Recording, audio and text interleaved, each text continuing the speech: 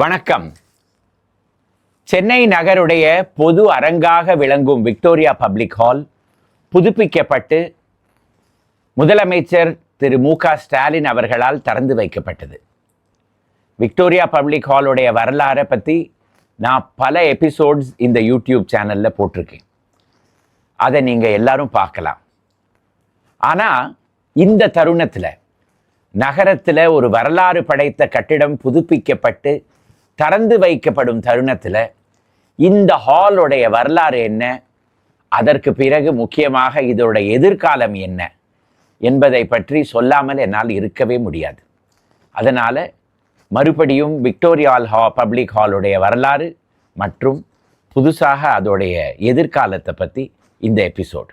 வாங்க சென்னை நகரத்துடைய பொது அரங்கான Victoria public ஹாலுக்கு செல்லலாம்.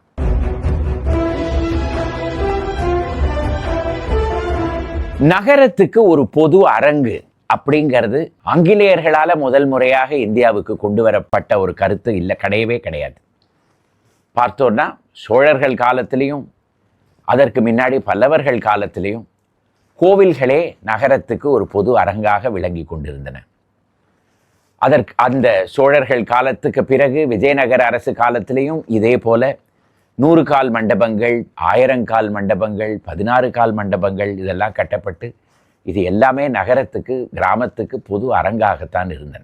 ஒரு மகிழ்ச்சியான காலமோ இல்லாட்டா ஒரு வருத்தமான காலமோ இல்லாவிட்டில் ஒரு போர் காலமோ எதாக இருந்தாலும் மக்கள் ஒன்றாக கூடி கலந்து ஆலோசிக்கும் ஒரு இடமாக இந்த மண்டபங்கள் எல்லாம் இருந்தன. அதற்கு பிறகு ஆங்கிலேயர்கள் வந்தார்கள். அவர்களுடைய நாட்டிலும் இந்த மாதிரி பொது அரங்குகள் எல்லாம் உண்டு. அதனால 1639 ஆண்டிலிருந்தே சென்னை நகரத்துக்கு ஒரு பொது அரங்கு தேவைப்படுகிறது என்ற முடிவுக்கு ஆங்கிலேயர்கள் வந்தார்கள். அதை பற்றி பலமுறை பேசியும் அதற்கு பிறகு புனித ஜார்ஜ் கோட்டைக்கு உள்ளேயே ஒரு அரங்கு ஒன்று இருந்ததாக நமக்கு தெரிய வருகிறது, ஒரு டவுன் ஹால். அதுவே சென்னை மாநகராட்சியுடைய கட்டடமாகவும் 17வது 18வது நூற்றாண்டுகளில் விளங்கிற்று என்றும் நமக்கு தெரிய வருகிறது.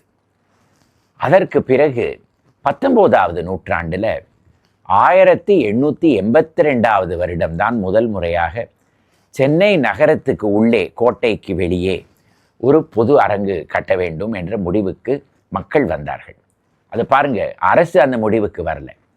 சென்னையுடைய நகரத்தில் இருந்த முக்கியமான சில நகரவாசிகள் ஒன்றாக சேர்ந்து இந்த முடிவுக்கு வந்தார்கள். அந்த கூட்டம் எங்கே நடந்ததுன்னு பார்த்தோன்னா, அந்த காலத்தில் சென்னை நகரத்துக்கு ஒரு மாதிரி பொது அரங்காக விளங்கின பச்சையப்பாஸ் ஹாலில் நடந்தது.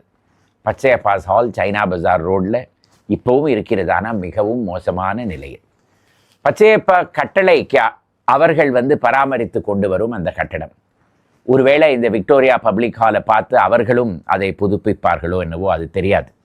ஆனால் அந்த கட்டடத்தில் தான் அந்த பொதுக்கூட்டம் நடந்தது. அதற்கு பிறகு இந்த கட்டடத்தை கட்டுவதற்கு பல திட்டங்கள் எல்லாம் கொண்டு வரப்பட்டது.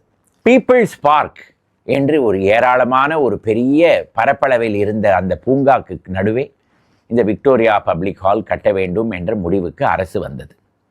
ஒரு பக்கம் சென்ட்ரல் ஸ்டேஷன், அதற்கு அடுத்தது மூர் மார்க்கெட்டுக்கு அடுத்தது விக்டோரியா பப்ளிக் ஹால். அதற்கு பிறகு 20 வருடங்கள் கழித்து விக்டோரியா பப்ளிக் ஹாலுக்கு பக்கத்திலே ரிப்பன் பில்டிங் என்ற கட்டடமும் வரும். விக்டோரியா பப்ளிக் ஹால் கட்டுவதற்காக அரசு 3 ஏக்கர் நிலப்பரப்பை ஒதுக்கியது. இந்த கட்டடத்தின் மேற்பார்வைக்காக ஒரு கட்டளையும் ஸ்தாபிக்கப்பட்டது. ஆனால் இந்த கட்டடத்துக்கு பணம் தேவைப்பட்டது. அதை முதலில் நகரத்தின் சில பிரமுகர்கள் அந்த பணத்தை கொடுத்தார்கள்.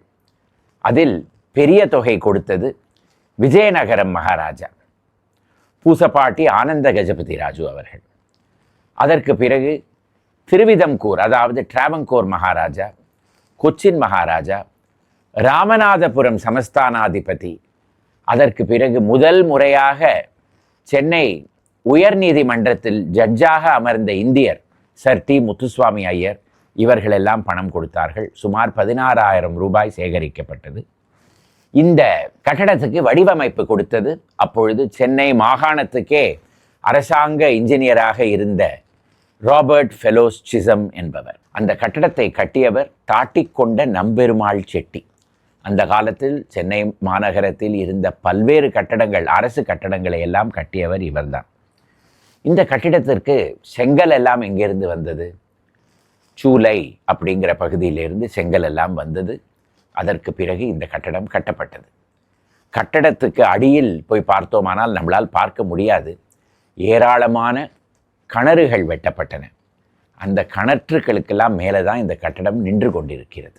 1883 வருடம் டிசம்பர் மாதம் 17ஆம் தேதி விஜயநகரம் மகாராஜா அவர்களே இந்த கட்டிடத்திற்காக அடிக்கல் நாட்டினார்.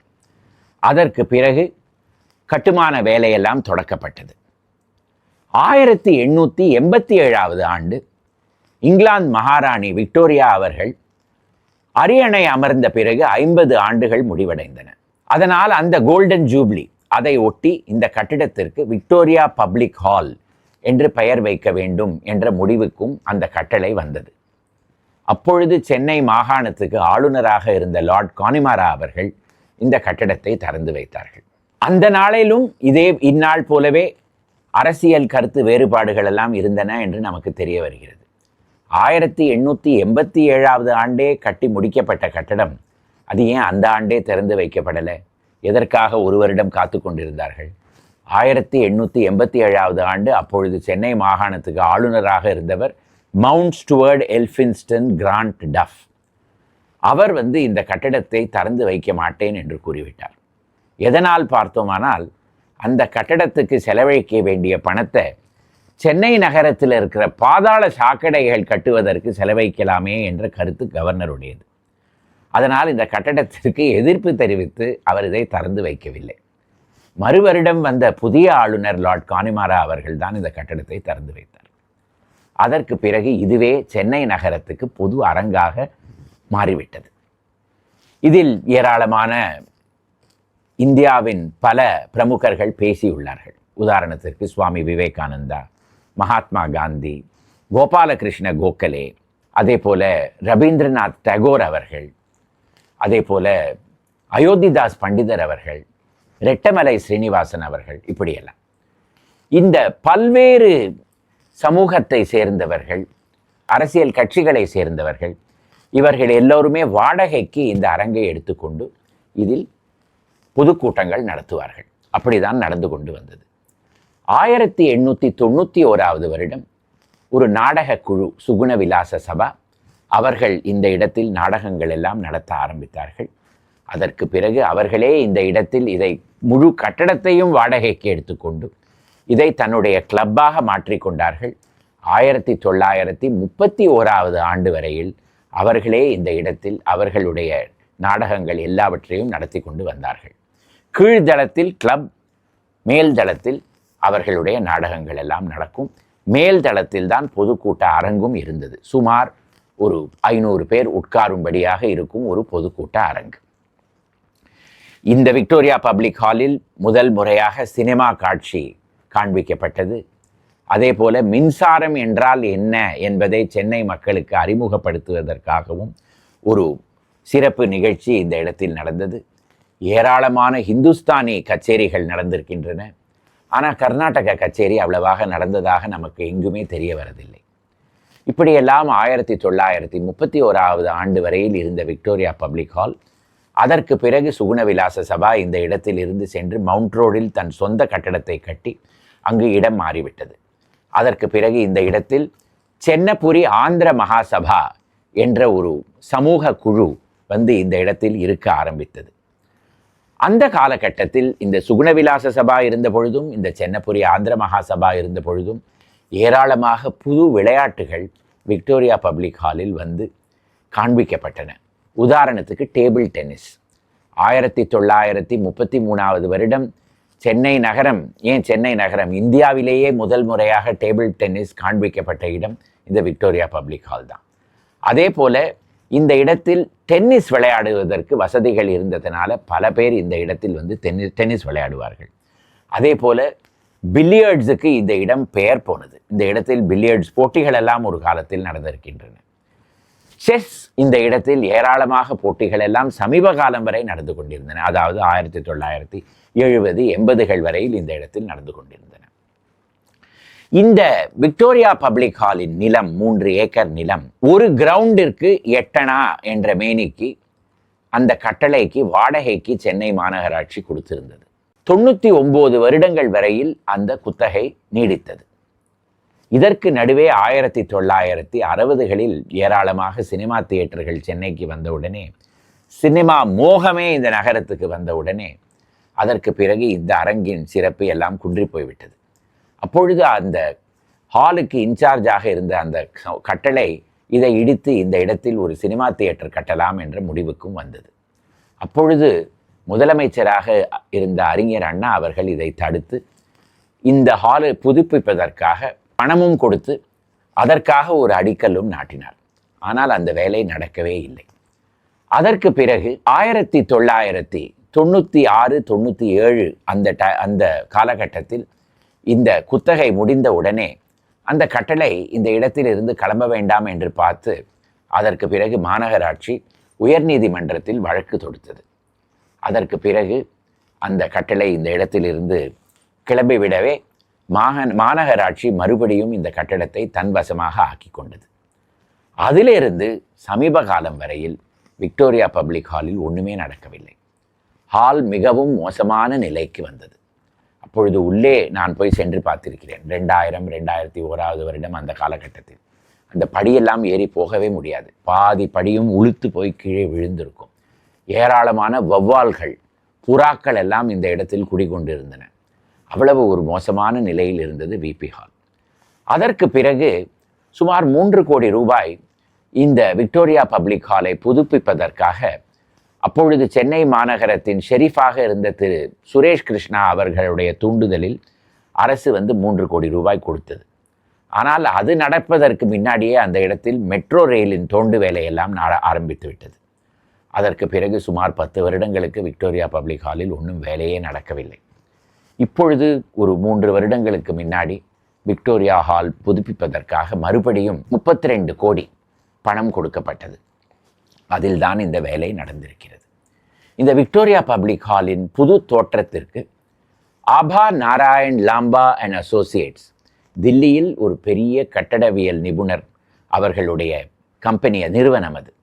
தில்லியில் பிகானீர் ஹவுஸ் என்ற பெரிய அரண்மனையை அவர்கள்தான் புதுப்பித்தார்கள். அதற்கு பிறகு இந்த விபி ஹாலையும் அவர்கள்தான் புதுப்பித்திருக்கிறார்கள். சவானி ஹெரிட்டேஜ் என்ற நிறுவனம் இந்த அவர்களுடைய பார்வையில் தான் இந்த வேலையெல்லாம் நடந்து முடிந்திருக்கிறது. விக்டோரியா பப்ளிக் ஹாலுக்கு அருகே இப்போ சென்றோமானால் அந்த கட்டடம் ஒரு புது கட்டடம் போல் தோன்றுகிறது. நேற்றுதான் சிசம் அந்த இடத்திற்கு வந்திருப்பாரோ, நேற்றுதான் கானிமாரா அந்த இடத்தை திறந்து வைத்திருப்பாரோ என்றெல்லாம் நாம் திகைத்து போய் நின்று பார்த்து கொண்டே இருக்கிறோம். அந்த வாசலுக்கு சென்றோமானால் ஒரு மிக அழகான ஒரு ஃபவுண்டன். அந்த ஃபவுண்டன் 1860களில் கட்டப்பட்டது. அப்பொழுது சென்னை மாகாணத்துக்கு ஆளுநராக இருந்த சர் சார்ல்ஸ் ட்ரெவெனியன் அவர்களுக்காக கட்டப்பட்டது. முதல் முறையாக பைப் மூலமாக சென்னை நகருக்கு தண்ணீர் கொண்டு வந்த ஆளுநர் அவர்தான். அதற்காகவே அந்த ஃபவுண்டன் கட்டப்பட்டது. இந்த ஃபவுண்டனை தாண்டி உள்ளே சென்றோமானால் ஒரு பெரிய அலங்கார மாடிப்படி மரத்தால் செய்யப்பட்டது.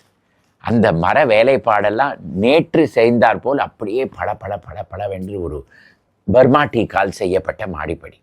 அதற்கு பிறகு மெயின் ஹால். அந்த மெயின் ஹால் இப்பொழுது ஒரு அருங்காட்சியகமாக மாற்றப்பட்டிருக்கிறது.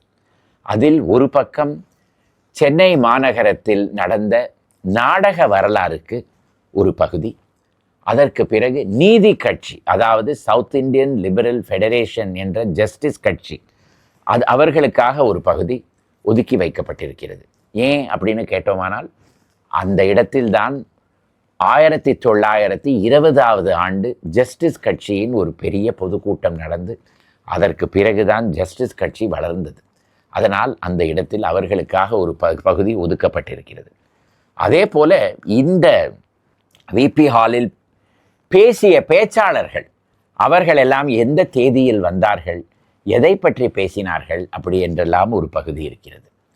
அதற்கு பிறகு இசை கருவிகளுக்கு ஒரு பகுதி, ஒரு ஆடியோ விஷுவல் ரூம். அந்த ஆடியோ விஷுவல் ரூம் உள்ளே சென்றோமானால் 4 நிமிடங்களில் நான் இத்தனை நேரம் உங்களுடைய பேசி உங்கள் கழுத்தை அறுத்ததை அவர்கள் 4 நிமிடத்தில் ஒரு டாக்குமெண்ட்ரியாக போட்டிருக்கிறார்கள். அதையும் தாண்டி போனோமானால் ஒரு லிஃப்டில் மேலே போய் பார்த்தோமானால் மெயின் அரங்கு அங்கு தான் இருக்கிறது. இப்பொழுது 300 பேர் அமரும்படியாக இருக்கும் ஒரு அரங்கு, மிக அழகாக சிறிய அளவில் ஒரு மேடை. அந்த காலத்தில் எப்படி பம்மல் சம்பந்த முதலியாரெல்லாம் அந்த மேடையில் எப்படி, சிறிய மேடை தான், அதில் எப்படி நாடகங்கள்லாம் நடத்தினார்கள் என்று பார்த்தால் நமக்கு புரிவதே இல்லை. இந்த அரங்கின் மேலே பார்த்தோமானால் அவ்வளவு அழகாக அலங்கார வேலைப்பாடுகள், பிளாஸ்டர் ஒர்க் என்று நாம் கூறுவோம். இந்த அரங்கை தாண்டி மற்றொரு மாடிப்படி, அதற்கு மேலே போனோமானால் டவருக்கு மேல் பகுதியில் சென்று விடலாம். அந்த இடத்தில் நின்று கொண்டு 4 புறமும் பார்த்தோமானால் முதலில் தலை கொஞ்சம் சுத்ததான் சுத்தும். ஆனால் சென்னை நகருடைய அவ்வளவு அழகாக ஒரு வியூ. 4 பக்கமும் சென்னை நகரம். ஒரு பக்கம் சென்ட்ரல் ஸ்டேஷன், ஒரு பக்கம் ரிப்பன் பில்டிங், எழுத்தபுரத்தில் ராஜா சர் சவலை ராமசாமி முதலியார் சவுல்ட்ரி, சித்திக் சராய், தூரக்க சேப்பாக் ஸ்டேடியம், கடல் எல்லாம் அந்த இடத்திலிருந்து தெரியும். அவ்வளவு அழகான ஒரு வியூ. அங்கிருந்து மறுபடியும் கீழே இறங்கி வந்து அதே மாடிப்படியில் கீழே திரும்பி வந்தோமானால் பழைய கற்கள், அதாவது முதலில் விஜயநகரம் மகாராஜா திறந்து வைத்த போது அவருக்காக ஒரு நினைவு சின்னமாக இருக்கிற ஒரு கல். அதே போல யாரெல்லாம் முதல் முறையாக இந்த விக்டோரியா ஹாலை கட்டும் பொழுது பணம் கொடுத்தவர்களோ அவர்களுடைய பட்டியல் எல்லாம் பார்த்து கொண்டே கீழே இறங்கி வந்து மறுபடியும் வெளியே வரலாம். இந்த அரங்கிற்கு எதிர்காலம் எப்படி இருக்க போகிறது?